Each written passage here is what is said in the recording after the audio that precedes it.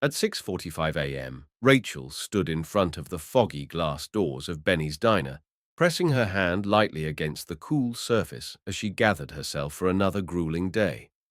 The flickering neon sign overhead buzzed faintly, casting a soft red glow on the cracked tile just inside.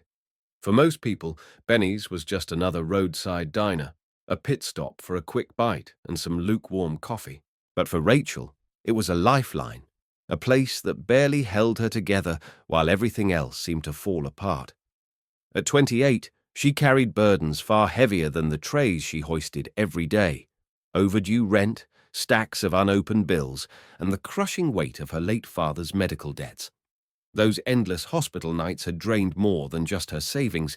They'd taken pieces of her she wasn't sure she'd ever get back. Despite the exhaustion that pulled at her like an anchor, Rachel forced herself to take one more deep breath before pushing through the door. The scent of burnt toast and stale grease hit her instantly, oddly comforting in its familiarity. Her black work shoes squeaked faintly against the worn linoleum as she moved toward the back room to hang her coat. The moment she stepped behind the counter, a sharp voice cut through the early morning clatter. "You're late!" Lisa snapped, arms crossed, mouth set in a tight line. Rachel glanced at the clock, 7:05.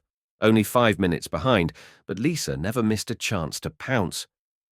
"Sorry, the bus," she began, but Lisa waved her off with a dismissive flick of the wrist.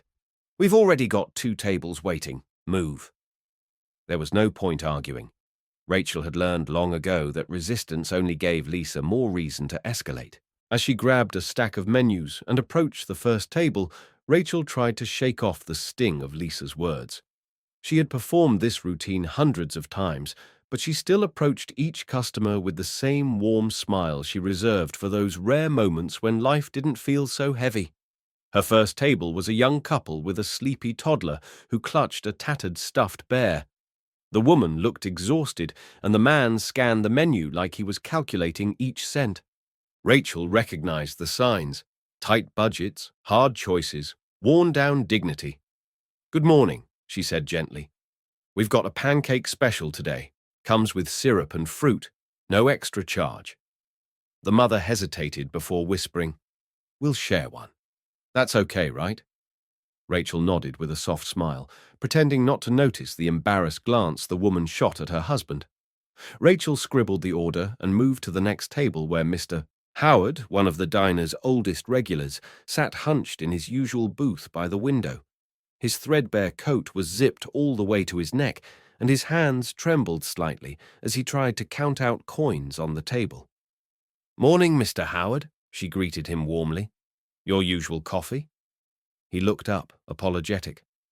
"I'm a little short today, sweetheart. Just water for now." Without missing a beat, Rachel replied, "Coffee's on me, just the way you like it." Gratitude lit up his worn face as he nodded. But in the back of her mind, Rachel heard the voice of her landlord from last week, warning her that one more late payment and she'd be out by the 1st of the month. Carrying the pot of coffee, Rachel made her way to Mr. Howard's table and filled his cup, careful not to let it overflow. From behind the counter, she could feel Lisa's eyes burning holes in her back. It was only a matter of time before the manager said something. And sure enough, the moment Rachel stepped away from the booth, Lisa swooped in like a hawk. "You're not running a charity," she hissed under her breath. "If you comp another item, I'm taking it out of your check." Rachel blinked hard, refusing to let Lisa see the sting in her eyes. It wasn't the first time she'd been warned for her generosity, and it probably wouldn't be the last. But she couldn't watch people suffer and do nothing, not when she knew what it was like to go hungry. As she returned to the kitchen to drop off the pancake order, Rachel thought of her father. He used to say that the world didn't need more heroes, it just needed more people willing to be kind when no one was watching. That phrase had carried her through some of the darkest nights. Sometimes she wondered if it was foolish, giving away coffee she couldn't afford, offering extra plates when she herself hadn't eaten a full meal in 2 days. But then she'd see the look on a child's face when their plate arrived, or the way Mr. Howard's shoulders relaxed with the warmth of his coffee, and she'd know she couldn't stop. Even if kindness didn't pay the bills, it paid something else: hope. And today, like every day, Rachel clung to that hope like it was the last dollar in her pocket. The clink of plates and hum of the breakfast rush wrapped around Rachel like a familiar melody. She moved with quiet rhythm, balancing trays and refilling mugs while stealing glances at her first table, the young couple and their child. When she returned with the shared pancake special, she had added an extra plate, some extra fruit, and a small glass of milk for the toddler, even though it hadn't been ordered. "A little something on the house," she said softly, setting the items down with care. The mother's eyes brimmed with unshed gratitude, and the father gave a silent nod, too proud to say thanks out loud but clearly moved. Rachel didn't need the words. She saw it in their posture, the way tension eased just slightly as the meal landed between them. That was enough. Before she could make it back to the counter, Mr. Howard waved her over with a shaky hand. "That coffee sure hit the spot," he said, his voice gravelly but kind.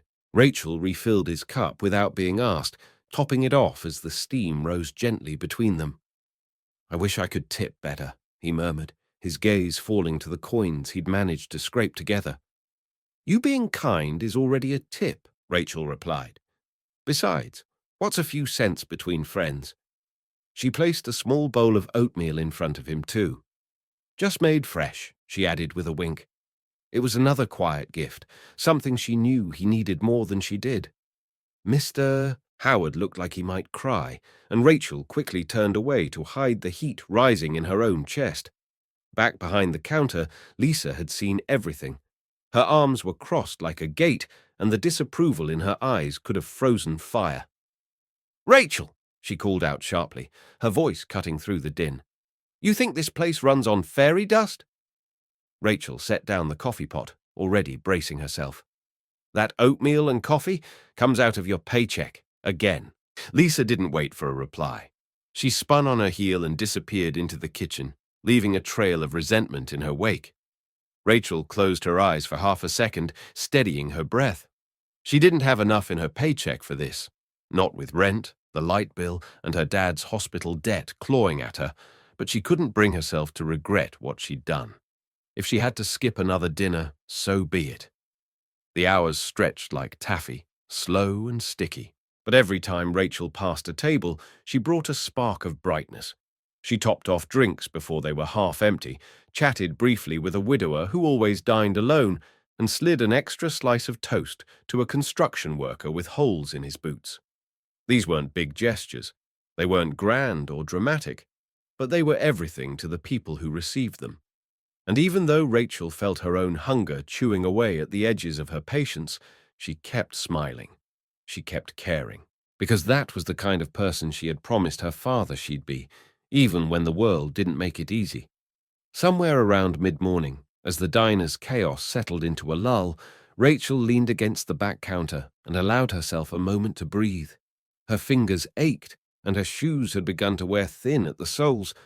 But as she looked around the room, at Mr. Howard sipping his free coffee, at the family quietly sharing their pancakes, she felt something stronger than exhaustion.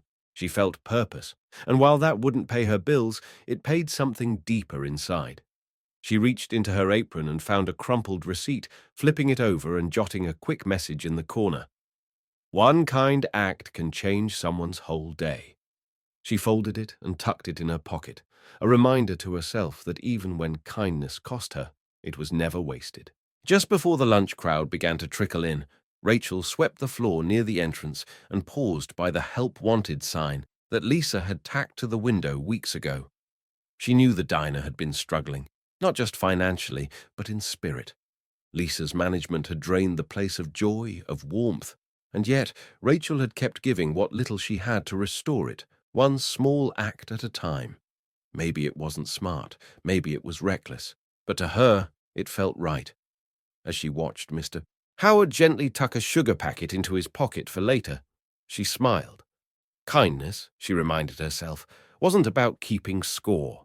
It was about showing up, every day, even when it hurts, even when no one notices, until one day someone finally does. The lunch crowd was beginning to settle in when Rachel noticed a man walk through the door with the quiet weight of someone used to being overlooked. He wore a faded brown jacket that had seen one too many highway rest stops, jeans slightly dusted from the road, and boots that had clearly been broken in over years of travel. His salt and pepper beard was trimmed but rugged, and his cap was pulled low enough to cast a soft shadow over his tired, observant eyes. He didn't draw attention, nor did he ask for it. Just quietly slid into a corner booth near the window, the kind of seat someone chooses when they'd rather watch the world than be seen by it. Rachel gave him a small nod as she passed, assuming he was another long-haul trucker passing through for a hot meal and a moment of silence. What she didn't know, what no one in Benny's diner knew, was that this man wasn't a trucker at all. His name was Jack Monroe, and he wasn't just a customer. He was the owner. Jack had built the diner with his own 2 hands nearly 2 decades ago, but over the last few years he'd taken a step back, leaving the day-to-day operations to management while he focused on expanding his portfolio. He had grown disconnected, relying too heavily on quarterly reports and second-hand feedback from people like Lisa, whose leadership style was more about numbers than heart. Lately, the whispers about customer complaints, high turnover, and declining morale had grown louder. So, Jack decided to return the only way he knew he'd get the truth, in disguise as a regular man. As Jack settled into his seat, he watched everything. The way the staff moved, the tone in Lisa's voice as she barked at a younger server, and most of all, the woman who had greeted him without hesitation or judgment. Rachel. He recognized her from the few scattered employee reports he still received, the ones that mentioned a waitress who consistently gets glowing reviews but may be costing too much in complimentary items. But paper never told the whole story. Now, watching Rachel move from table to table, he saw something that no report could capture: her presence, her ability to sense when someone needed a smile, a refill, or just a little more dignity. She didn't just take orders, she saw people, and Jack couldn't look away. When Rachel approached his booth, her smile was the same one she gave everyone else, genuine, calm, and warm. "Welcome to Benny's," she said, handing him a menu. "We've got the lunch special, grilled cheese with tomato soup, or I can get you a burger if you're in the mood for something heartier." Jack nodded, his voice soft and low. "Burger and fries, please, and just water's fine." Rachel scribbled the order and turned away without lingering, giving him space. Jack appreciated that. He wasn't here to be fussed over. He was here to listen, to watch, to understand what his business had become when no one knew the boss was in the room. As he waited, Jack's eyes followed Rachel, not in a judgmental way, but with growing admiration. He watched her kneel beside a young child to ask what they wanted for dessert, how she quickly wiped down a booth while still listening intently to a regular vent about his broken car, and the way she instinctively checked in on Mr. Howard without even asking if he needed more coffee. Every gesture she made was small, almost imperceptible, but together they painted a portrait of someone who cared deeply, perhaps more than she should, about people she didn't owe anything to. Jack found himself wondering why someone like that hadn't been promoted, or at the very least, better protected. And if the answer was Lisa, he needed to know why. When the food arrived, Rachel returned with a quiet grace, placing the plate down gently in front of him. "Let me know if you need anything else," she said, offering a kind glance before heading to the kitchen. Jack took a slow bite of the burger, barely tasting it. His mind was already running through questions. Why was Rachel the only one smiling in a place that should have been built on hospitality? Why did Lisa seem more like a warden than a leader?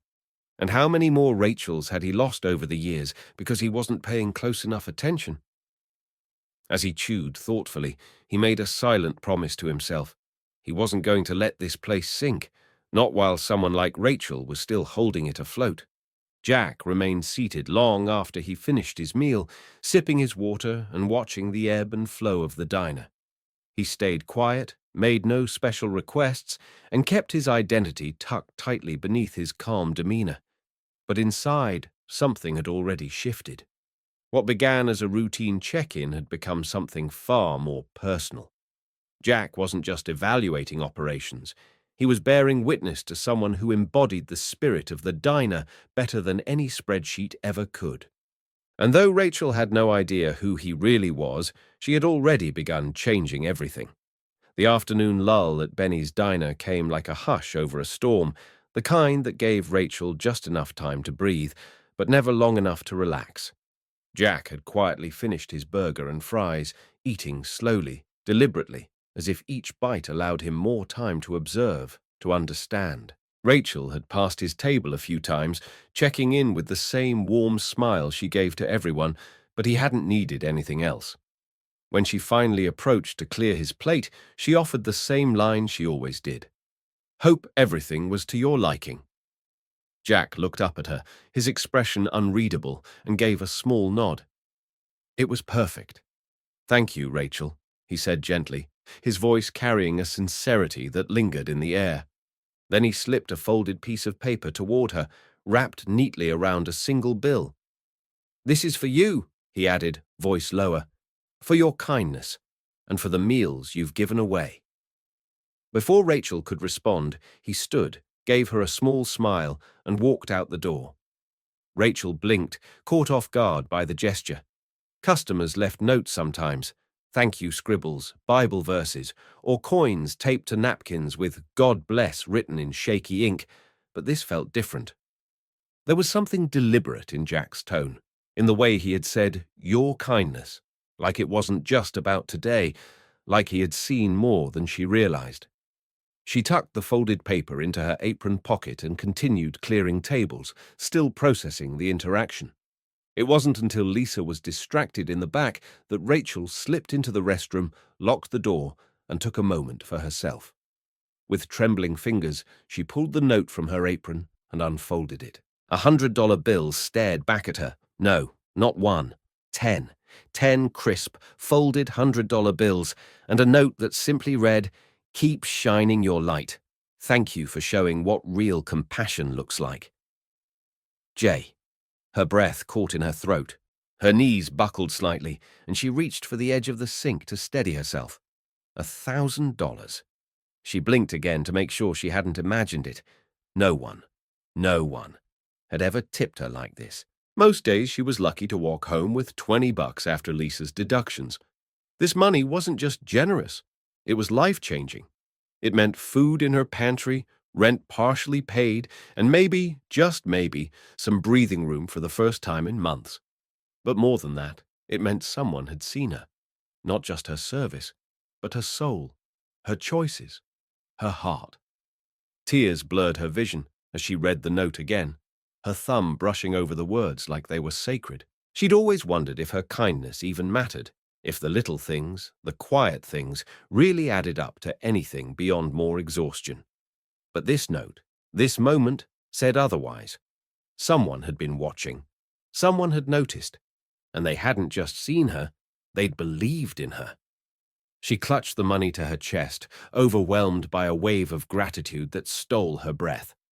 In that dim, cramped restroom, under flickering fluorescent lights and the faint smell of soap and bleach, Rachel cried. Not from sorrow this time, but from the shock of unexpected hope. When she finally emerged, she wiped her eyes quickly and tried to hide the flush in her cheeks. She couldn't let Lisa see her like this. Lisa would ask questions or worse, assume she was sneaking cash. Rachel tucked the money deep into her purse, beneath her phone and a torn envelope with an overdue notice inside.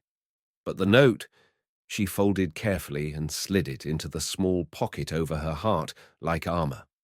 As she returned to her shift, every plate she carried felt lighter, every step steadier. She didn't know why Jack had done it. She didn't know who he really was. But something about the way he watched, the way he listened, it didn't match the image of a casual customer. That night, after her shift ended, Rachel walked home in a daze, the $1,000 tip burning a quiet fire in her purse. She played Jack's words over and over in her mind. Keep shining your light. What had he seen in her? What did he know? She thought back to his eyes, calm, watchful, and somehow knowing. It dawned on her then that Jack might not have been a trucker at all. There was something intentional in how he carried himself, something different. Was he a journalist, a philanthropist, a secret diner reviewer? The possibilities swirled in her tired mind, but no matter who he was, he had shifted something deep within her. For the first time in a long time, Rachel didn't go to sleep wondering if her kindness was pointless. She went to sleep knowing it had made a difference, and someone, somewhere, had been paying attention. The next morning, Rachel stood in the checkout line of the corner grocery store, clutching a basket filled with simple necessities: milk, bread, a small bag of rice, eggs, canned soup, and a few apples. Nothing fancy, but it had been months since she'd been able to walk through the store and buy more than a single item without obsessing over every cent. As the cashier rang up the total, Rachel handed over 5 of the $100 bills Jack had given her, folded neatly in the back pocket of her worn purse. Her heart fluttered with an unfamiliar sensation: relief. For the first time, in what felt like forever, she could breathe. That same day, she stopped by her landlord's office to pay half the overdue rent, leaving a small envelope in the slot with a handwritten note promising the rest by next week. It wasn't everything, but it was hope, real, tangible hope. And as she walked back to her apartment with grocery bags in hand and the winter sun on her face, Rachel dared to believe that maybe her luck had finally turned. By the time she arrived at Benny's diner for her shift, her step was lighter, and her smile came more easily. Even the crack in the sidewalk she usually tripped over felt less cruel beneath her feet. She had tucked Jack's handwritten note into her wallet, a quiet reminder that her kindness had value, that someone saw it. But as she entered through the diner's back door and exchanged her coat for an apron, she felt a familiar chill return. Not from the air, but from the gaze waiting for her inside. Lisa stood near the register, arms crossed, pretending to check receipts, but clearly watching Rachel's every move. There was nothing overt yet, just a sense, like walking through fog and knowing there's a cliff edge somewhere ahead. Rachel greeted her with a soft, "Good morning," but Lisa only grunted in reply. It was a warning more than a greeting. An hour into her shift, Rachel was restocking mugs when Madison, a newer server with carefully styled blonde curls and a habit of lingering where she wasn't needed, sauntered over with a grin that didn't reach her eyes. "So," she began, in that lilting, drawling voice that always came before gossip, "I saw you crying yesterday after that scruffy guy left." Rachel blinked, caught off guard. "What?" she asked, keeping her voice neutral. Madison leaned in, conspiratorially. "Don't worry, I didn't say anything to Lisa. Yet." She paused for effect. "Was it a breakup or something sweet? I mean, he left you a note, right? Or was it money?" Her eyes sparkled with a kind of performative curiosity, but Rachel could feel the implication behind every word. This wasn't interest. It was ammunition. "It was just a kind gesture," Rachel replied quietly, turning to stack another mug. "That's all." But Madison wasn't finished. "Must have been some gesture to make you cry like that. You sure you're not, seeing him?" She smirked and tilted her head. Rachel kept her back turned, resisting the urge to react. "Just someone being nice," she said firmly, hoping her tone would shut down the conversation. Madison pouted slightly and walked away, but Rachel knew better than to feel safe. Madison was a talker, and in a place like Benny's, rumors spread faster than butter on hot toast. Throughout the day, Rachel could feel Lisa's eyes trailing her every move. When she greeted customers, Lisa was watching. When she poured coffee or refilled condiments, Lisa found reasons to hover nearby. There was no confrontation, no accusations, just that same razor-thin tension coiling tighter around Rachel's ribs. It made every task feel twice as hard, every moment on the floor an act of quiet endurance. At one point, Rachel dropped a spoon near table 6, and before she could pick it up, Lisa was at her side. "Try not to get too distracted," she murmured, lips tight. Rachel nodded, biting her tongue. She had done nothing wrong. She had served, smiled, stayed late, showed up early, and now, because of one moment of kindness, she was suddenly under a microscope. By the time her shift ended, the weight in her chest had returned, undoing much of the hope she had carried in with her. The $1,000 tip, once a miracle, now felt like a secret she had to hide, lest it become a weapon in someone else's hands. Rachel walked home that night, clutching her purse tighter than usual, glancing over her shoulder, even though she knew it wasn't the streets she had to fear, it was what was building back at the diner. Still, as she crossed the threshold of her apartment, she pulled out Jack's note and read it once more. Keep shining your light. The world was watching now, some with admiration, some with envy, but Rachel reminded herself, kindness wasn't something you did for praise. It was something you chose, again and again, even when it made you a target. That night, Rachel sat at her kitchen table, surrounded by the quiet sounds of her old fridge humming and the distant traffic outside. She opened a small notepad and scribbled her expenses, counting what remained. She could still cover groceries for next week, maybe even set aside a little for her father's medical debts. The numbers weren't perfect, but they were better than before. And in a life where progress was measured in inches, not miles, that meant everything. As she closed the notebook and leaned back in her chair, she whispered a quiet, "Thank you" to the stranger, with kind eyes and a hidden truth.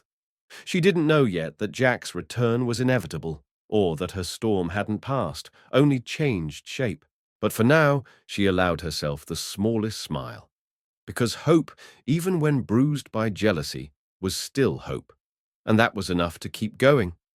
The soft chime of the diner's doorbell rang out late in the afternoon, barely noticeable over the clatter of plates and the low hum of conversation, but Rachel heard it. She always did. She glanced up from table 4, where she was dropping off a slice of lemon meringue pie, and saw him, Jack. Same faded jacket, same quiet posture, same eyes that seemed to take in everything without saying much at all. He walked to his usual spot, a corner booth by the window where the afternoon sun spilled in golden streaks across the linoleum floor. Rachel's heart gave a strange little jump. It had only been a day since he left her that life-changing tip and the note she'd read a dozen times in secret. Now here he was again, sitting like any other customer, as if nothing monumental had passed between them. But something had, something Rachel couldn't unsee. She took a moment to compose herself before walking over, pad in hand, smile gentle, but more cautious this time. "Good to see you again," she said softly. Jack looked up, and his expression was calm, kind. "Afternoon, Rachel," he replied, the corners of his mouth lifting slightly. "Just the burger, and fries again, and water." And she nodded, jotting it down, even though she remembered perfectly. "Coming right up." As she turned to leave, she caught a glimpse of Lisa standing behind the counter, pretending to review the receipts but clearly watching. Rachel's shoulders stiffened slightly. She wanted to say thank you, to tell Jack what that money had meant, how it had changed everything.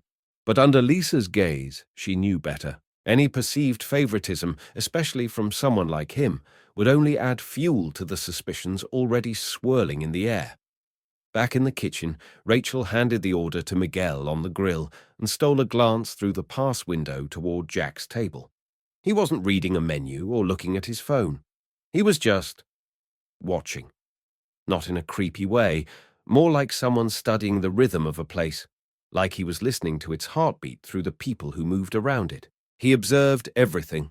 The way Madison laughed a little too loudly with a group of college kids, the way Mr. Howard slowly stirred his coffee with a shaky hand, the way Rachel herself crouched down to retrieve a napkin a toddler had dropped beneath the table.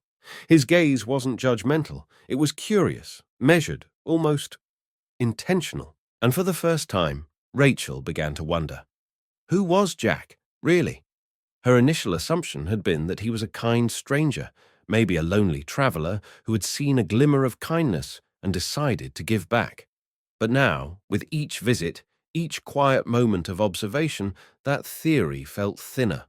Most customers didn't return so soon, especially not to a run-down diner with peeling vinyl booths and a manager who made every interaction feel like walking on eggshells. And most people didn't watch the way Jack did, with purpose. Rachel began to speculate. Maybe he was a journalist working on one of those hidden gem stories where a small-town waitress becomes a symbol of hope. Or maybe he was a retired critic evaluating service in secret before writing a glowing review. A philanthropist? A mystery diner? The possibilities spun through her mind faster than she could settle on one. When his food was ready, Rachel took a deep breath and brought the plate to his table. "Burger and fries," she said, placing it down with practiced care. Jack gave her a grateful nod. "Thanks, Rachel." She hovered a moment longer than usual, then lowered her voice. "I didn't get to say this yesterday, but thank you for the note and the kindness." Her eyes searched his face for a flicker of recognition, maybe a hint of explanation. But Jack only smiled, warm and unreadable. "You've done a lot for others," he said quietly. "You deserve a little light now and then." Before Rachel could say more, Lisa's voice cut across the floor, sharp and too close. "Rachel, we're out of napkins at the counter." The moment shattered. Rachel gave Jack a small nod, biting back frustration, and hurried away. The rest of the afternoon passed in a blur. Rachel caught herself glancing over at Jack more than once, trying to read between the lines of his quiet demeanor. She noticed how he never took notes, never rushed his meal, never even asked for the check early. He simply observed. And when he finally finished, he left another generous tip, smaller than the first, but still far beyond the norm, and exited with the same calm, unhurried stride. Rachel watched him walk past the windows, his silhouette framed by the glow of the setting sun. The mystery of him deepened, pressing against her ribs like a question with no answer. She had known kindness before, but this was something else. That night, as Rachel walked home beneath the slowly darkening sky, the city lights blinking to life around her, her thoughts returned to Jack again and again. She clutched her purse a little tighter, not because she feared losing what he'd given her, but because she was beginning to understand the weight of it. Whoever Jack was, he wasn't just passing through. He was watching for a reason. And if her gut was right, that reason had very little to do with food. She just didn't know if that meant something wonderful or something dangerous. But either way, she knew one thing. Jack Monroe was not who he seemed. The days that followed Jack's second visit were quieter in tone, but charged with invisible tension. Rachel moved through Benny's diner like a dancer balancing on eggshells, careful with every word, every gesture, every glance. She could feel the shift, felt it in Madison's suddenly sweet tone, in Lisa's colder-than-usual stares, and in the odd silences that followed her into rooms. The $1,000 tip, though hidden safely at home, had cast a long shadow. And Madison, with her ever-present smirk and taste for gossip, had started to wield that shadow like a weapon. It began with little things. A salt shaker misplaced here, a napkin holder knocked over there. At first, Rachel blamed the chaos of a busy shift. Accidents happen after all. But then she began to notice the pattern. Madison was always nearby, always acting surprised when something was missing, always shrugging with a too-innocent smile when Lisa questioned the disturbance. One morning, Rachel arrived to find a stack of menus dumped behind the counter, the silverware drawer mysteriously locked, and a sticky mess of syrup coating the floor by the coffee station, right before the breakfast rush. Lisa arrived seconds later and immediately turned on Rachel. "Were you raised in a barn?" she snapped. "You don't just leave this mess for someone else." Rachel, still holding her coat, tried to explain that she'd just walked in, but Lisa wasn't listening. She never really did. Madison stood a few feet away, biting her lip as if trying not to laugh. It wasn't just sabotage, it was war. But Rachel had no defense, no proof. All she could do was work harder, cleaner, more carefully, and still, it wasn't enough. The air in the diner grew tighter by the hour. Then came the moment that shattered everything. It was near closing time when Lisa called Rachel into the back office. The kitchen lights buzzed overhead, casting a yellow hue over the cramped room where Lisa stood beside Madison, both of them with arms crossed and tight expressions. Lisa held up a crumpled wad of bills, 20s and 10s bound together with a rubber band. "Found this in the break room," she said flatly. "In your apron." Rachel blinked, confused. "That's not mine," she said, instinctively checking the apron tied at her waist. Her hands trembled. I I don't know how that got there." Madison tilted her head, her voice soft and snake-sweet. "I saw her near the register earlier. Maybe she got tempted. Things have been tight lately, right?" The implication hung in the air like a noose. Rachel's heart pounded in her ears. "No," she said, voice cracking. "I would never steal. You know me, Lisa." But Lisa's expression was made of stone. "What I know," she said coolly, "is that we have missing register funds, and now this." She tossed the wad of cash onto the desk. "Clock out. You're suspended until I can sort this out." Rachel felt the world tilt beneath her feet. "Please," she whispered. "You can check the records. That's not my money." Lisa turned away, already scribbling something on a clipboard. "I'll be in touch," she said. "Now get out of my office." Madison offered a faux sympathetic shrug, but her eyes glittered with satisfaction. Rachel removed her apron with trembling hands, laying it down like it was made of glass, and left without another word. The walk out of the diner felt surreal. The clatter of dishes, the low murmur of customers, the sizzling from the kitchen, it all faded behind her as she stepped into the alleyway behind the building. The cold air hit her cheeks like ice water. Rachel kept walking, past the dumpster and around the block until she reached the bus stop where she often waited at night. But she didn't sit. She couldn't. Her legs wouldn't stop shaking. She leaned against the pole, trying to breathe through the betrayal knotted in her throat. How had things unraveled so fast? 1 week ago, she was struggling, but holding on. Then Jack's tip gave her a glimpse of hope, a sliver of light in the dark. And now she stood suspended, accused, humiliated, cast out without a chance to defend herself. As the city lights flickered on, Rachel pulled out her phone and stared at the screen. No messages, no missed calls. Jack was gone, and she had no way to reach him. Lisa controlled the diner, Madison controlled the whispers, and Rachel was alone. She walked the rest of the way home, numb and silent, with her thoughts echoing louder than the traffic around her. She had no idea what would happen next. If she'd be fired completely, if word would spread to other places and ruin her chances at another job, or if she'd lose the fragile hold she had on her apartment. But in her gut, she knew the truth. She had been set up, and the person who had once made her feel seen, the man with the calm eyes and quiet smile, had disappeared when she needed him most. That night, Rachel sat in the dark of her tiny kitchen, the envelope of Jack's tip still tucked away in her drawer like a memory from a different lifetime. She traced the edge of his note with her finger. "Keep shining your light." Her chest tightened. She wanted to believe those words still meant something, but kindness, she was learning, came at a cost, and sometimes the people who feared it most would do anything to snuff it out. She didn't know it yet, but the storm had only begun, and the man who had once quietly watched from the shadows was far from finished. The days that followed Rachel's suspension blurred into one long, restless stretch of silence. She barely left her apartment, moving only between her small kitchenette and the worn-down couch where she slept more often than in her bed. The walls, once a comforting cocoon, now felt like they were closing in. Sunlight filtered through dusty blinds, but offered little warmth. With the diner gone, so was her routine, the rhythm that had, for all its exhaustion, at least given her purpose.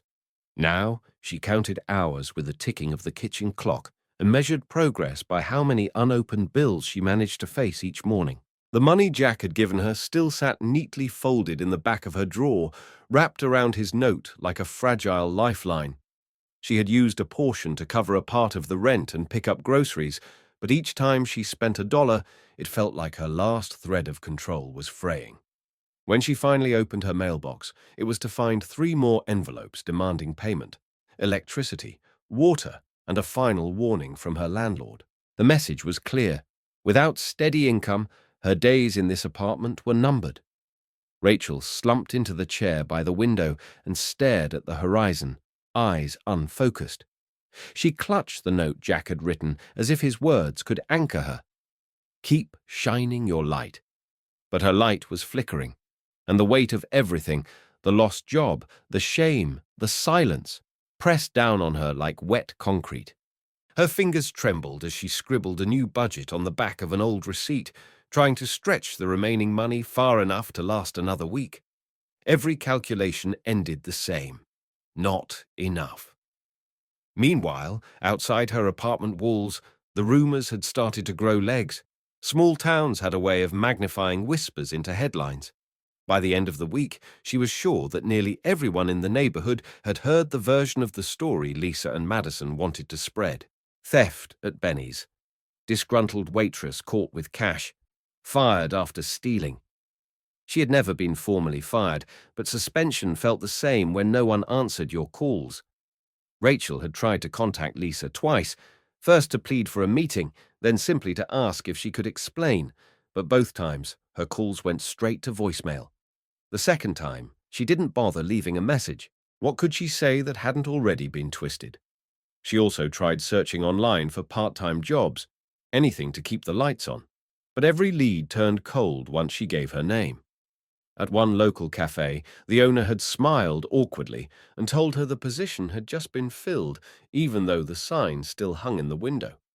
At another diner across town, she overheard a whisper between two waitresses. "Isn't that the one who stole from Benny's?" Rachel had walked out before her interview even began. Each rejection chipped away at her confidence. Each day indoors added another layer of fear. She stopped answering texts, even from friends who had once confided in her about their own struggles. She didn't want pity. She wanted truth. She wanted justice. But most of all, she wanted to be believed. Through it all, one question gnawed at her relentlessly. Why hadn't Jack come forward? He had seen everything. He knew her heart. He had left that note, that tip. He had looked at her like someone who understood. But now, he was just gone. Had he been a fluke? A stranger who wandered in, felt generous, and disappeared without a trace? Or worse, had Madison's whispers reached him too? Had she made him question Rachel's integrity? That possibility hurt more than the others, because in her darkest moment, it wasn't Lisa she hoped would believe her. It wasn't the town. It was him. Jack, with his quiet eyes and unspoken kindness. He had seen her when no one else did. And now, in her lowest hour, she clung to the smallest shred of hope that he might still see her, that he might return and tell the truth. Late one night, Rachel sat curled on the couch, knees drawn to her chest, watching headlights pass across her ceiling in slow-moving waves. She hadn't cried in 2 days, not because the pain had lessened, but because she felt hollowed out by it. She pressed Jack's note to her chest and whispered aloud, "Please, please don't let this be it." In that silence, she allowed herself a fragile dream that Jack would walk through her apartment door, clear her name, and somehow set things right. It was foolish, maybe even desperate. But sometimes, when the world turns its back on you, all you have left is the hope that one person still sees the truth. Rachel closed her eyes and let that hope hold her through the night. It was a grey afternoon, the kind where the sky couldn't decide between rain or silence, when a gentle knock sounded on Rachel's apartment door. She wasn't expecting anyone. Most days, the only visitors were the sounds of bill collectors on the phone or the occasional thud of neighbors going about their lives just outside her paper-thin walls. She froze, a half-folded utility bill in one hand and a cold cup of tea in the other. Her heart pounded with a strange mixture of dread and curiosity. Slowly, she rose from the couch and approached the door, peeking through the peephole with caution. What she saw made her breath hitch. Mr. Howard. He stood hunched in the hallway, a plastic grocery bag dangling from one hand, his other clutching his cane for balance. He looked smaller outside of the diner, more fragile, but his eyes still held that same warmth she remembered from the booth by the window. Rachel opened the door slowly. "Mr. Howard?" she said, voice uncertain. The old man smiled, his face creasing like worn leather. "Didn't mean to startle you," he said. "I figured I owed you a visit." Or, she stepped aside quickly, inviting him in. You didn't have to do that. He shuffled into the room, glancing around at the modest furnishings, the peeling wallpaper, the dim light above the kitchen table, the unopened stack of mail near the door. I heard you were taking some time off, he said, carefully avoiding the word suspended. Rachel swallowed hard but nodded. Things got complicated. Mr. Howard didn't press. Instead, he lifted the grocery bag and held it out to her. Just a few things: soup, bread, couple cans of fruit. Not much, but I thought you could use it. Rachel took the bag slowly, her hands trembling slightly as she peeked inside. There was nothing extravagant, just the basics, but it felt like he had handed her the moon. Mr. Howard, Her voice cracked, and she turned away for a second, blinking back sudden tears. I don't know what to say. He chuckled softly. Then don't say anything. Just let an old man return the favor. He settled into the edge of a worn chair near the window. You always made sure I had a warm cup of coffee, even when I couldn't pay. You smiled, asked about my health, made me feel like I mattered. His words landed with more weight than he probably realized. In the haze of shame and isolation that had clouded Rachel's world, she had begun to question whether any of it, her kindness, her small acts, had ever mattered at all. But here he was, a living answer. They sat together in silence for a moment, the kind that didn't need filling. Rachel finally spoke, her voice soft. It's been hard. Not just the money. The worst part is feeling like people think I'm someone I'm not. Mr. Howard nodded slowly, his gaze steady. Reputation is a fragile thing in towns like this, but character, that sticks. You didn't change just because people started whispering, and the people who really know you, they haven't forgotten. His words hit Rachel with a wave of emotion.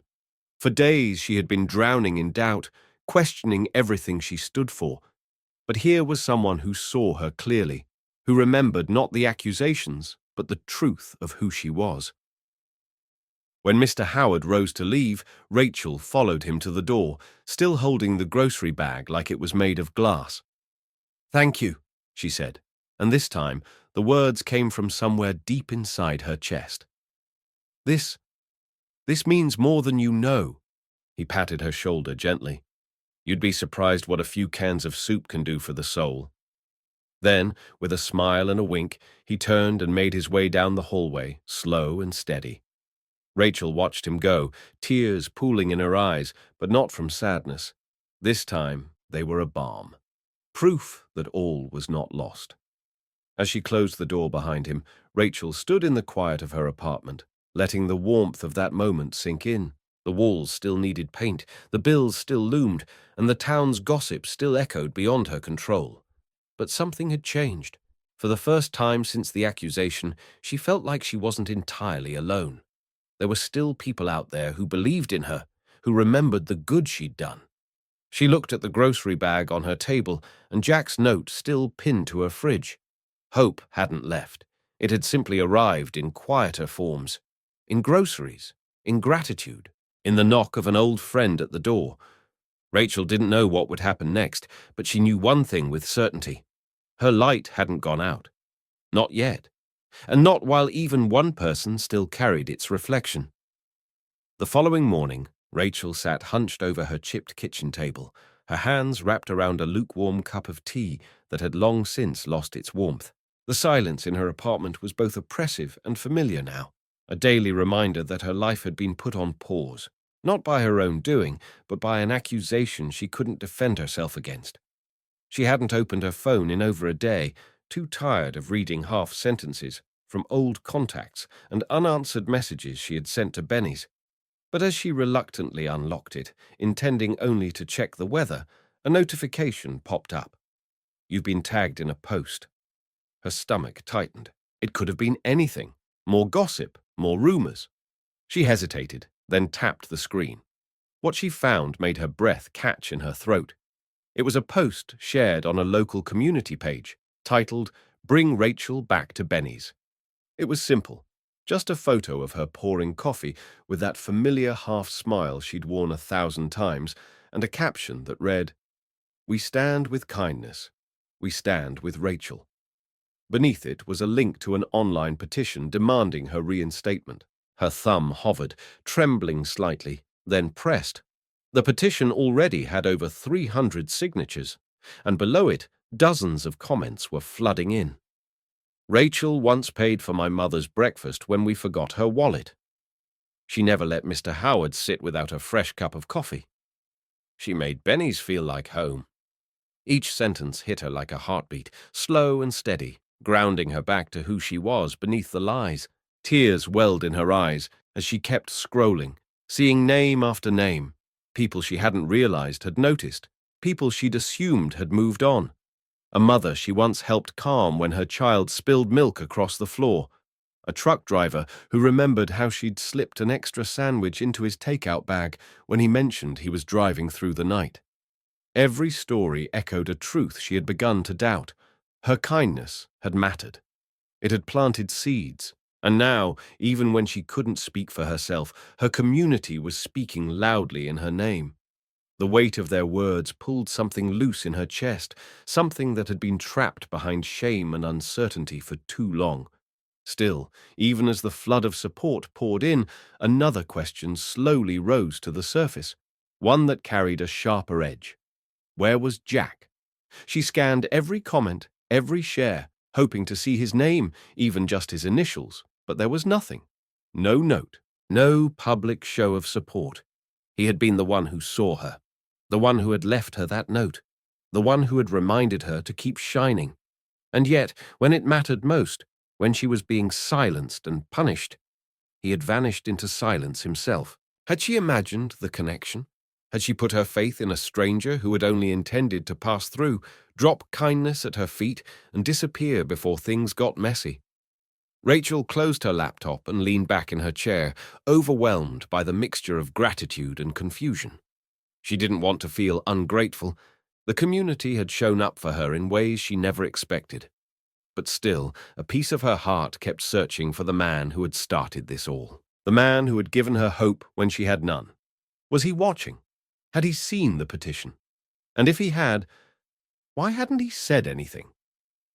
That night, Rachel sat by the window, phone in hand, the glow from the screen lighting her face as she refreshed the petition one more time. Over 500 signatures now. Her hands shook slightly, but her spine was a little straighter than it had been just days ago. The support gave her strength, but the silence from Jack gnawed at her. Maybe he had his reasons. Maybe he wasn't who she thought he was, but she couldn't shake the feeling that he was still out there, waiting, watching. And maybe, just maybe, he was gathering more than support. Maybe he was gathering truth. She whispered aloud, barely above her breath, "If you're out there, please, say something." Then, with the smallest flicker of hope returning to her chest, she turned out the lights, letting the darkness settle around her like a blanket. Quiet, uncertain, but not entirely alone anymore. It was close to midnight when Rachel finally turned off the television, not because she had been watching, but because the low buzz of voices no longer helped drown out her thoughts. Sleep had become a stranger, her mind stuck in a cycle of hope, suspicion, and the exhausting weight of unanswered questions. She walked to the window, mug of chamomile tea in hand, and peeked out through the curtain, something she had started doing more often since her suspension, as if the world outside might suddenly offer an answer. But tonight, what she saw made her heart skip a beat. Beneath the flickering street lamp in the far corner of the parking lot, two figures stood locked in conversation. One of them she recognized instantly. Lisa, her arms crossed, her voice sharp even from a distance, and the other wore a brown jacket she knew too well. Jack. Rachel's breath caught. The mug slipped from her hand and hit the floor, shattering against tile. She didn't move to clean it. She was already halfway out the door, her coat forgotten on the hook. The night air was cold and sharp, biting into her skin as she stepped outside in her thin sweater, but she hardly noticed. Her eyes were fixed on the man who had once left her a note of compassion and now stood whispering in the shadows with the very woman who had destroyed her. She approached quickly, footsteps echoing against the pavement. "Jack!" she called, her voice more forceful than she expected. Both heads turned. Lisa's expression twisted into something between irritation and surprise, but it was Jack's calm face that cut the deepest, composed, unreadable, as if this weren't the betrayal it looked like. "What are you doing here?" Rachel demanded, her voice trembling with anger. "Why are you meeting with her?" Lisa opened her mouth to speak, but Jack raised a hand, silencing her. He stepped forward, hands tucked in his jacket pockets, eyes steady on Rachel. "I was going to tell you," he said gently. "I just didn't think it would be like this." Rachel took a step back, fists clenched. "Tell me what? That you've been working with her? That you watched me get humiliated and said nothing?" Her voice cracked under the weight of disbelief. Jack's eyes softened, and for the first time, she saw something behind them that wasn't mystery. It was guilt. "Rachel," he said, "I'm not who you think I am. My name is Jack Monroe. I own Benny's Diner." The words hung in the air like a bomb. For a moment, Rachel didn't respond. Her mind scrambled to piece it all together. The quiet meals, the careful observations, the handwritten note, the generous tip, and now this. "You're the owner," she repeated, the revelation hitting her like a wave. Jack nodded. "I've been visiting the diner undercover for the past few weeks. I wanted to see how things were really being run when no one knew I was watching. I needed to know if the place was still worth saving, or if I should walk away." Rachel felt the ground shift beneath her. Her hands trembled, not from the cold, but from the storm now unraveling inside her. "And you let her suspend me?" she asked, nodding toward Lisa. "You stood there and let everyone believe I was a thief." Jack shook his head slowly. "I didn't authorize your suspension. I didn't even know until after it happened. I had to keep my role hidden until I had the full picture." He turned to Lisa with a look that sent a clear message. This conversation wasn't over. Then back to Rachel. "I know what you've been through. I've seen the way you treat people. I've watched how much of yourself you give to others, even when you have nothing left. That's why I left the tip. That's why I'm here." But his words, however sincere, were barely reaching her. Rachel felt exposed, like every moment of kindness she'd ever given had been watched through a two-way mirror. "So this was all some kind of test," she whispered, hurt laced through every syllable. "You watched me break, and you said nothing." Jack took a step closer, his voice low but firm. "I didn't want to hurt you. I was trying to catch the people who were actually hurting the diner. Madison, the missing money, the mismanagement." He paused. "But I made a mistake not stepping in sooner.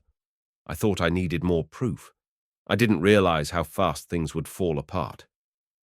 Rachel looked at him, searching for something. Truth, remorse, anything to make this all make sense. She felt like she had stepped into someone else's story, one where nothing was as it seemed. Finally, she turned her gaze away, blinking back tears.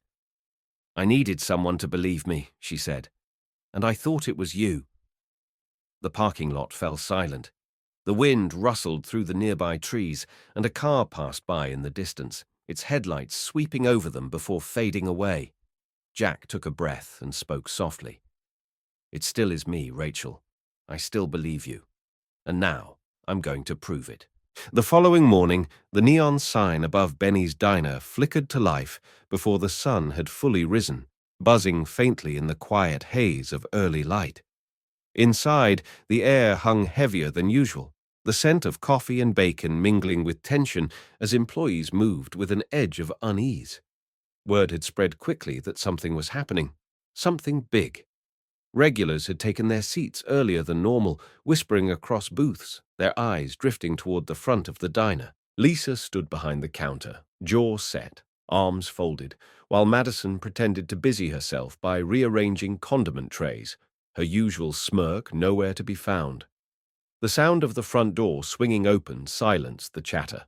Jack Monroe stepped inside, not in his usual trucker's disguise, but as himself, shoulders squared, eyes calm, and purpose radiating from every step.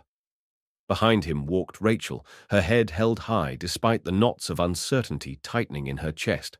She had almost turned him down the night before, her hurt too raw, the betrayal too fresh, But Jack had promised her one thing: the truth would come out. And now, standing inside the place where she had once given so much of herself, she was about to find out if that promise meant something. Jack moved to the center of the diner, his gaze sweeping across the faces of his staff and customers alike. He raised a hand for quiet, though he barely needed to. Everyone was already watching. "Before we open for business today," he began, "I need to share something with all of you, something long overdue." The murmurs died down. Jack continued, his voice steady. "My name is Jack Monroe. I am the owner of Benny's Diner. For the past few weeks, I've been visiting Undercover to see how this place truly operates. I've seen a lot, some things that made me proud and others that left me deeply disappointed." He paused, then looked directly at Rachel. "This woman," he said, "was never supposed to be suspended. She was never a thief. She was framed." Gasps rippled through the diner. Lisa stiffened, her face flushing, but it was Madison who paled, her hands suddenly shaking as she set down the ketchup bottle she'd been holding. Jack didn't waver. "I've reviewed our transaction logs, cross-checked security footage, and followed the trail of missing funds. What I found was clear. Rachel was innocent. The real culprit was someone else." He turned toward Madison now, and the room seemed to shrink around her. "Madison has been taking small amounts from the till, masking the discrepancies by blaming others, most notably Rachel. And Lisa," he said, facing the manager. "You let it happen. You suspended Rachel without proof. You fostered a culture of fear and suspicion instead of trust." Lisa opened her mouth to speak, but Jack held up a hand. "There's nothing more to say. Your time here is over."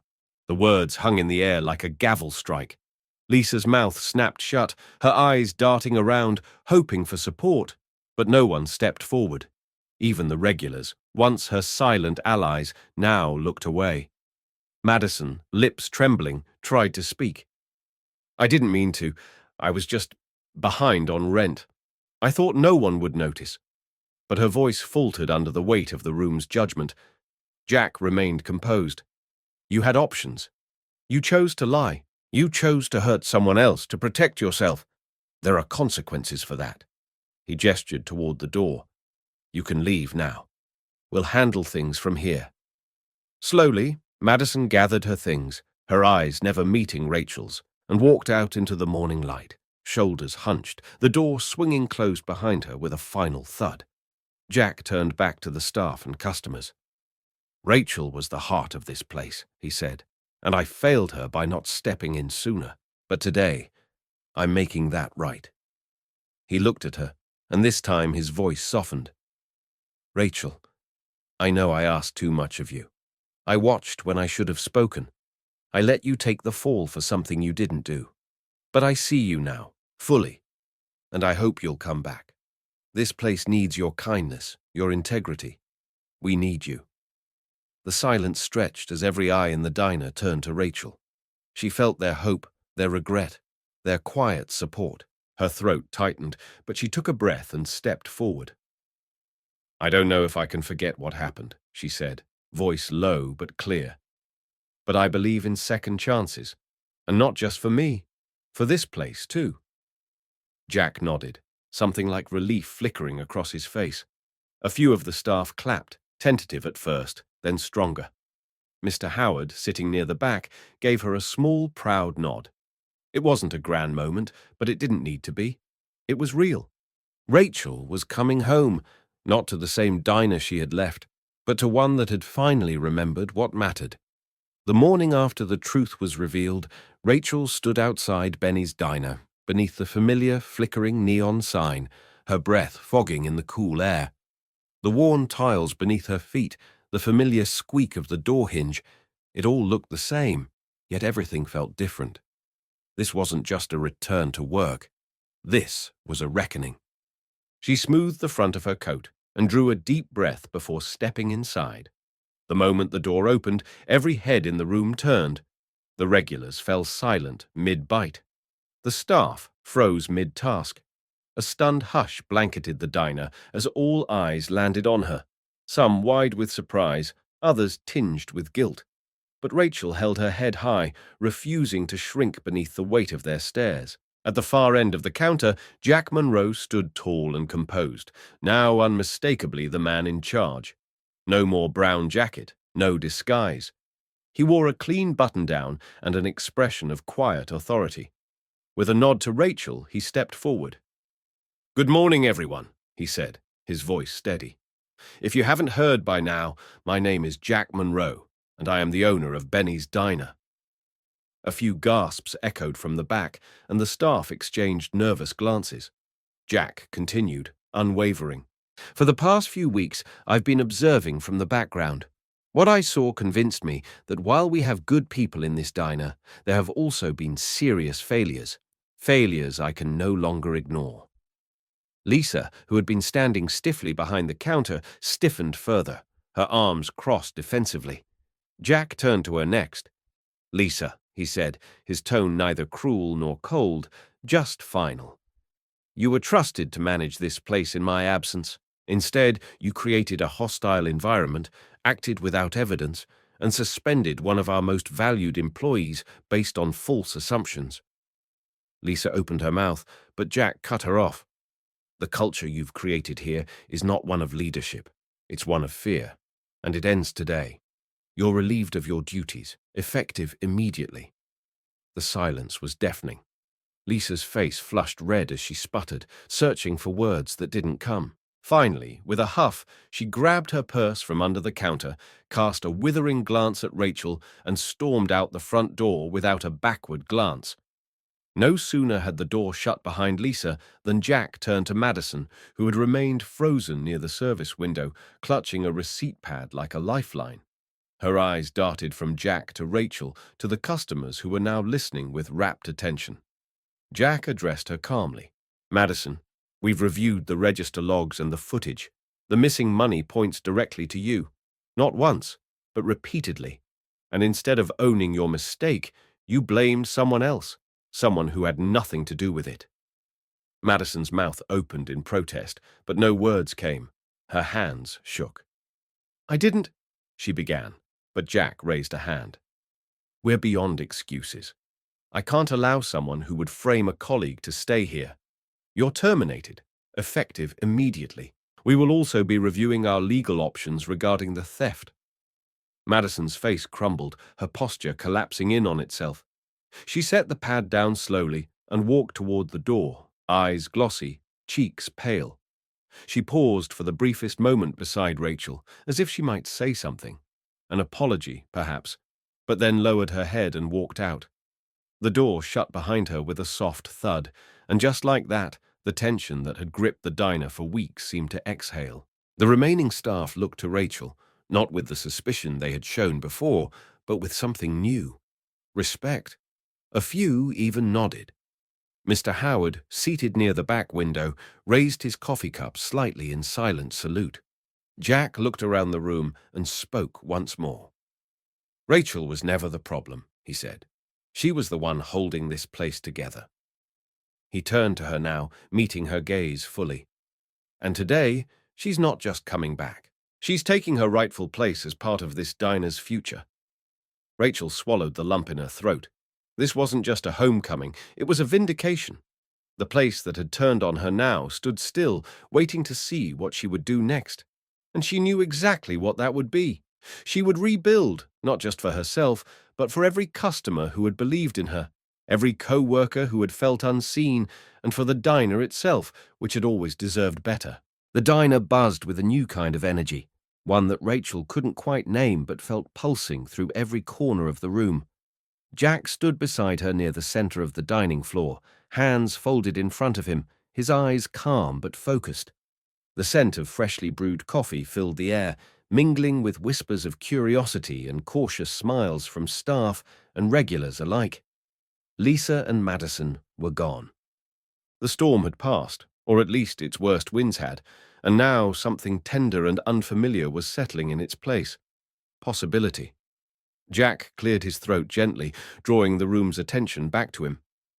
"Everyone," he began, his voice carrying the quiet authority of someone who had been watching, learning, and waiting for this moment. Benny's Diner has always been more than just a place to eat. Or at least, it should be. And if this last week has taught me anything, it's that this place doesn't survive because of policies or profits. It survives because of people. He turned to Rachel, his expression softening. And at the heart of that is Rachel. Her compassion, her strength, her refusal to let anyone feel invisible. That's the kind of leadership this place needs. Rachel felt the breath catch in her throat. Jack's eyes held hers. Which is why, if you're willing, I'd like you to step in as manager of Benny's Diner. The words landed like thunder and stillness all at once. Around the room, jaws dropped. A fork clattered onto a plate. Rachel blinked, unsure she'd heard him right. Her first instinct was disbelief, followed closely by fear. She'd spent the last few weeks wondering if she even belonged here, and now he was offering her the reins. Her voice wavered as she spoke. Jack, I don't know if I'm qualified. I've never managed anything. Not officially. I mean, I've kept things afloat when I had to, but... She trailed off, unsure how to finish a sentence that felt too big to contain. Jack didn't flinch. Leadership isn't about title or control. It's about heart, about showing up even when it hurts. You've already been doing the job, Rachel. Now it's time you had the title to match. Rachel looked around the diner at the faces that once doubted her, now lit with cautious hope. Miguel, the cook, gave her a thumbs up from behind the pass. A younger waitress, Emily, beamed at her.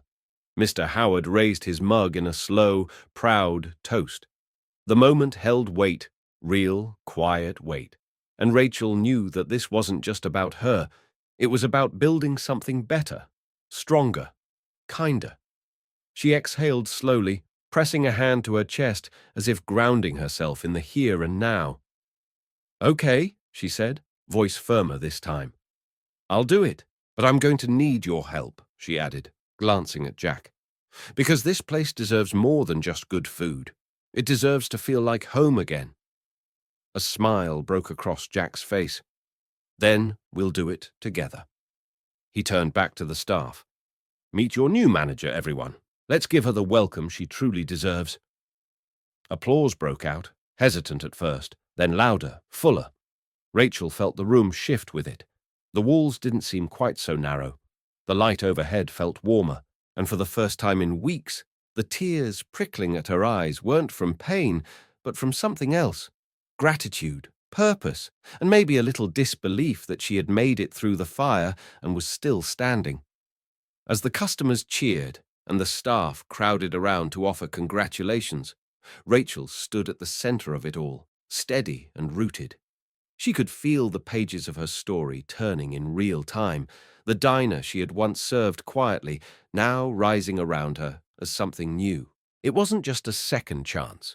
It was a beginning, a fresh chapter with her name written in bold across the top, not as a victim, not as a scapegoat, but as a leader. And as she looked around at the faces of those ready to follow her, she finally allowed herself to believe in the title Jack had given her. Manager. Not because of power, but because she had always led, with kindness first.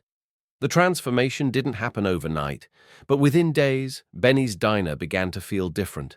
The energy that had once been thick with suspicion, gossip, and resentment now pulsed with something new. Hope. Rachel stepped into her new role with both hands and an open heart, determined to make Benny's not just a better workplace, but a better place. Period. One of her first changes was small, almost quiet, but it would come to define everything that followed. Near the front door, just beside the hostess stand, she hung a corkboard with a hand-painted wooden sign above it that read, "Pay it forward."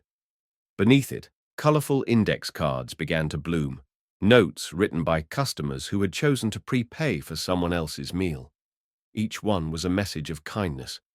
For a mum having a hard day. For the person who forgot their wallet. For anyone who just needs a little grace. It was simple. It was human. And it was Rachel's way of reminding everyone who walked through those doors that compassion wasn't just policy. It was practice. Some guests were skeptical at first, Others lit up immediately, eager to participate in a system built entirely on trust. Rachel didn't push.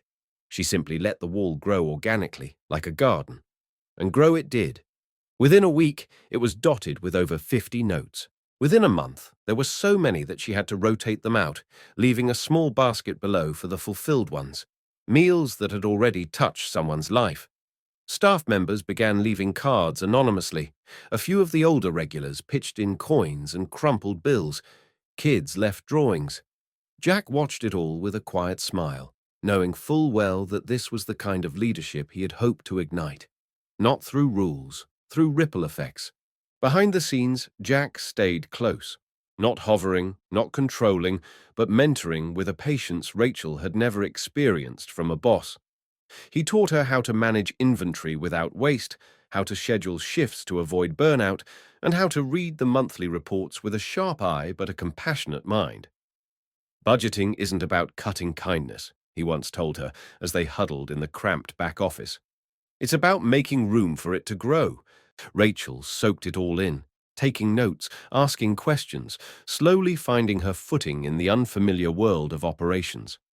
Numbers had always intimidated her, but with Jack's guidance, they began to tell a story about choices, values, and possibilities. Rachel also introduced a staff suggestion box, anonymous and unlocked. Within days, employees were leaving notes with everything from menu tweaks to ideas for customer events. One cook suggested a pancakes with purpose Sunday brunch, where part of the proceeds went to local shelters. A busboy recommended background music to soften the atmosphere during busy hours. Rachel didn't just read the notes, she responded to them, discussed them, acted on them. Morale began to shift. The team, once fractured and wary, started to work like a unit. Laughter returned to the kitchen. The air felt lighter. Even the regulars noticed. "Feels like the old Bennies again," one said over a plate of scrambled eggs. Mr. Howard smiled and added, "No, it feels better." The biggest change, however, wasn't the wall or the schedules or the food. It was the feeling, the sense that Benny's was becoming more than a diner. It was becoming a place of return. People came not just for meals, but for comfort, for dignity. A single father brought his daughter every Friday after school, always slipping $1 into the pay-it-forward jar, even when times were tight. A teenage girl who once hid behind her hoodie began coming in alone to write in her notebook, smiling shyly at Rachel each time she poured her coffee. The corner booth became known as Howard's Seat, and no one ever took it unless invited. Community wasn't a goal anymore, it was the identity. One quiet evening, after the last dish had been washed and the lights dimmed to their softest setting, Rachel stood near the door and looked around. The once brittle walls seemed to exhale warmth. The corkboard brimmed with colour. Her staff lingered longer after their shifts, just to laugh a little more. Jack joined her at the entrance, his hands in his pockets, watching the same scene unfold. "You've done something special here," he said, voice low. Rachel turned to him, a small smile playing at the corners of her lips. "We did." He nodded, not correcting her. Because she was right. In the end, the transformation of Benny's Diner wasn't about profit margins or managerial titles. It was about remembering what matters, seeing people, uplifting them, trusting them to do the same for others. And under Rachel's leadership, that wasn't just the mission. It was the culture. It was the heartbeat. Benny's Diner had become what it was always meant to be. Not just a place to eat, but a place to belong. The last of the customers had trickled out just past 9 o'clock, the final booth cleared, chairs stacked, and the kitchen humming, with the soft clatter of dishes being washed one last time. Benny's Diner was quiet now, its once bustling floor dimly lit, casting a golden glow over the freshly wiped countertops and the corkboard near the door, still blooming with "Pay It Forward" notes written in every kind of handwriting imaginable. Rachel leaned against the register, the weight of the day pulling gently on her shoulders, but it wasn't the kind of exhaustion that crushed her. It was the kind that followed a day well lived, a place well tended. She looked out across the room and took a deep, grounding breath. The diner didn't just look different, it felt different. and that feeling ran deeper than any renovation ever could. Jack stepped out from the back office, sleeves rolled up, a dish towel tossed over one shoulder. He walked slowly, surveying the space with a faint, thoughtful smile. "You know," he said, stopping beside her, "when I first built this place, I had this picture in my head of what it could be. Warm, welcoming, familiar. But somewhere along the way, I let the numbers and the noise drown that vision out." He paused, glancing around the room again. "You brought it back. You didn't just keep this place running. You gave it its heart again." Rachel looked at him, eyes reflecting the quiet flicker of the overhead lights. "I just did what felt right," she said. "People needed something real, something soft in a world that's often too hard." Jack turned to face her fully, his voice lower now, more personal. "Rachel, you've turned this diner into more than I ever imagined it could be. You made people feel seen, safe, respected. That doesn't come from training manuals or profit strategies. That comes from who you are, and I couldn't be prouder to call you the heart of this place." The words settled over her like a warm blanket, soothing the last traces of doubt that had lingered since the day she was suspended. She felt something inside her finally unlock, something that had been holding its breath since the very beginning. "Thank you," she whispered, her voice barely above the hum of the fluorescent lights, "for seeing me, for trusting me." The two of them began their usual end-of-day ritual, moving through the diner together to tidy up and shut things down. Jack dimmed the front lights, while Rachel refilled the sugar caddies. They spoke little, but the silence between them wasn't empty. It was filled with mutual understanding, a quiet rhythm that needed no words. When they finally reached the door, Rachel held it open while Jack turned the deadbolt. Outside, the town was still. The night cool and crisp, a soft breeze dancing through the street lamp glow. As they stepped out, Rachel instinctively looked up at the stars, peeking through the fading city haze, her thoughts drifting like the wind itself. "I used to think small acts didn't matter," she said, her voice barely above a breath, "that they get lost in the chaos. But now I know they're everything. My dad used to tell me, kindness will always light the way, even in the darkest place." Her voice cracked slightly. "I didn't believe it until now." Jack nodded slowly. "He was right," he said, "and you've proven that every day." They stood together for a moment longer, both watching the quiet stillness of the empty street in front of the diner they had brought back to life.